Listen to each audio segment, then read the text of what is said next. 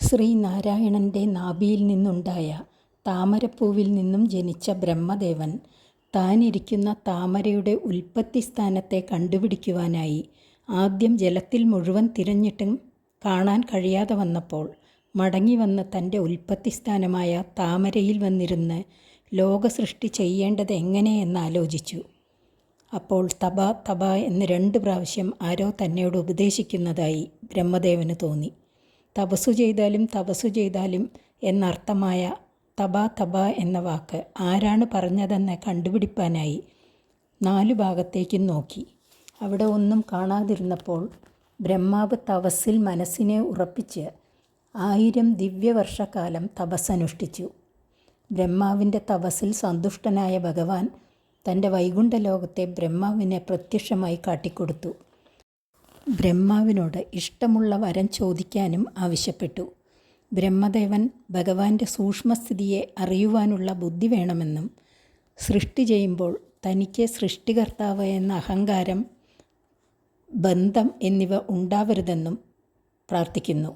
ഭഗവാൻ താൻ ഏതുവിധമായ സ്വരൂപൻ, എങ്ങനെയിരിക്കുന്നവൻ, ഏതുവിധ രൂപഗുണകർമ്മമുള്ളവൻ എന്നുള്ള തത്വജ്ഞാനം തൻ്റെ അനുഗ്രഹം നിമിത്തം ഉണ്ടാവട്ടെ എന്നു പറഞ്ഞ് ബ്രഹ്മദേവന് ഉപദേശിക്കുന്നതാണ് ചതുശ്ലോകി ഭാഗവതം.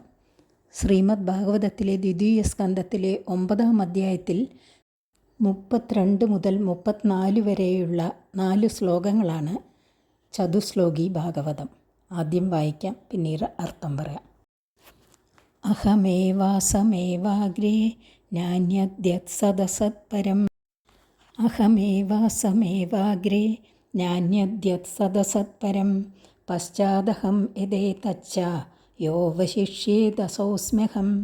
ഹൃദേർത്തം യത് പ്രദീയേത ന പ്രദീയേത ചാത്മനി. തദ്വിദ്യാദാത്മനോ മായാം യഥാ ഭാസോ യഥാ തമഃ. യഥാ മഹാന്തി ഭൂതാനി ഭൂതേഷുശ്ചാവചേഷ്വനു. പ്രവിഷ്ടാന്യപ്രവിഷ്ടാനി തഥാ തേഷു ന തേഷ്വഹം.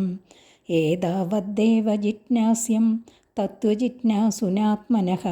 അന്വയവ്യതിരേകാഭ്യാം യസ്യ സർവത്ര സർവദഃ. ഇനി അർത്ഥം പറയാം. 1-ാമത്തെ ശ്ലോകം.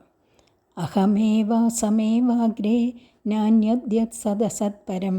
പശ്ചാദഹം യഥേതച്ച യോവശിഷ്യേദസോസ്മ്യഹം. സൃഷ്ടിക്കു മുമ്പ് ഞാൻ മാത്രമേ ഉണ്ടായിരുന്നുള്ളൂ. എന്നെക്കൂടാതെ അന്യമായ കാരണമോ കാര്യമോ ഉണ്ടായിരുന്നില്ല. ഞാനാകട്ടെ അപ്പോൾ ഇരുന്നിരുന്നു എന്നു മാത്രമല്ലാതെ ഒരു പ്രവൃത്തിയും ചെയ്തിട്ടുമില്ല. സൃഷ്ടിക്കു ശേഷവും ഞാൻ തന്നെയേ ഉള്ളൂ. ഈ ലോകരൂപമായിട്ട് കാണപ്പെടുന്നത് എന്താണോ അതും ഞാൻ തന്നെ. പ്രളയത്തിനു ശേഷം അവശേഷിക്കുന്നത് എന്താണോ അതും ഞാൻ തന്നെ. എനിക്ക് ആദിയും അന്തവുമില്ല. എന്നെക്കൂടാതെ അന്യമായിട്ട് യാതൊന്നുമില്ല.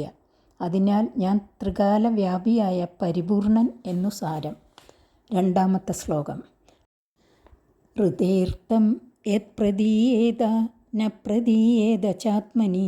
തദ്വിദ്യാദാത്മനോ മായാം യഥാ ഭാസോ യഥാ തമഃ. മായാസ്വരൂപത്തെ മായാദിനാഥനായ ഭഗവാൻ വിവരിക്കുന്നു. സത്യസ്വരൂപനായ ആത്മാവിൽ ത്രികാലത്തിലുമില്ലാത്തതായ ഭാവങ്ങളുണ്ടെന്ന് ജനങ്ങൾ വിചാരിക്കുന്നു. ആത്മാവിലില്ലാത്തതായ ദേഹേന്ദ്രിയ അന്ധക്കരണ ധർമ്മങ്ങളെ ആത്മധർമ്മങ്ങളെന്ന് വിചാരിക്കുവാൻ തക്കവിധം ബുദ്ധിയെ മോഹിപ്പിക്കുന്നതായ ശക്തി ഏതെന്നാണോ അതാണ് മായയുടെ സ്വരൂപം. അപ്പോൾ ഇല്ലാത്തത് ഉണ്ടെന്നും ഉള്ളത് ഇല്ലെന്ന് തോന്നുന്നതായ മോഹത്തിൻ്റെ കാരണമാണ് മായ എന്ന് ധരിച്ചുകൊള്ളുക. രാഹുവെന്ന ഒരു ഗ്രഹമുണ്ടെങ്കിലും സൂര്യനിലും ചന്ദ്രനിലും പ്രതിഫലിക്കുന്ന ഛായ കൊണ്ട് മാത്രമേ അതിനെ അറിയാൻ കഴിയുകയുള്ളൂ. അതുപോലെ ജഡങ്ങളായ ദേഹേന്ദ്രിയ കരണങ്ങളെ പ്രകാശിപ്പിക്കുന്നത് സച്ചിദാനന്ദ ആത്മാവ് തന്നെ എന്ന സത്യം അറിയണം. ഈ സത്യബോധത്തെ മറയ്ക്കുന്നതാണ് മായ എന്നു സാരം. 3-ാമത്തെ ശ്ലോകം.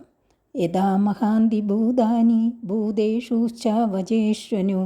പ്രവിഷ്ടാന്യപ്രവിഷ്ടാനി തഥാ തേഷു ന തേഷ്വഹം. സ്ഥൂല സൂക്ഷ്മങ്ങളായി കാണപ്പെടുന്ന ഭൂതങ്ങളിൽ അനുപ്രവേശിച്ചവയാണെങ്കിലും മഹാഭൂതങ്ങൾ അനുപ്രവേശിക്കാത്തതാകുന്നു. അതുപോലെ ഞാനും സ്ഥൂല സൂക്ഷ്മ ഭൗതികങ്ങളിൽ ജീവരൂപേണ പ്രവേശിച്ചിരിക്കുന്ന പോലെ തോന്നുന്നുവെങ്കിലും സർവത്ര നിറഞ്ഞിരിക്കുന്ന ഞാൻ ഒന്നിലും വാസ്തവത്തിൽ പ്രവേശിച്ചവനല്ല. സർവാത്മകനാണെങ്കിലും നിർവികാരനെന്നു സാരം. 4-ാമത്തെ ശ്ലോകം. ഏതാവദ്ദേവ ജിജ്ഞാസ്യം തത്വജിജ്ഞാസുനാത്മനഃ അന്വയവ്യതിരേകാഭ്യാം യസ്യാ സർവത്ര സർവദാ. ആത്മതത്വത്തെ അറിയണമെന്ന ആഗ്രഹമുള്ളവൻ വിചാരിച്ചറിയേണ്ടത് ഇതുമാത്രമാകുന്നു. ഏതൊന്ന് അന്യത്താലും വ്യതിരേകത്താലും എല്ലാറ്റിലും എല്ലായ്പ്പോഴും ഇരിക്കുന്നുവോ അതുതന്നെ ആത്മസ്വരൂപം. കാര്യങ്ങളായ ശരീരങ്ങളിൽ കാരണത്വേന അനുവർത്തിക്കുന്ന ഭാവം അന്വയം. കാരണാവസ്ഥയിലും ആ ശരീരാദി ഭാവങ്ങളോട് ചേരാതിരിക്കുന്ന നിലയാണ് വ്യതിരേകം.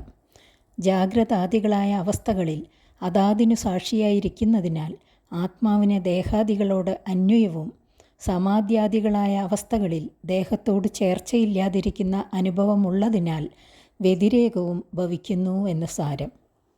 ഹരി ഓം.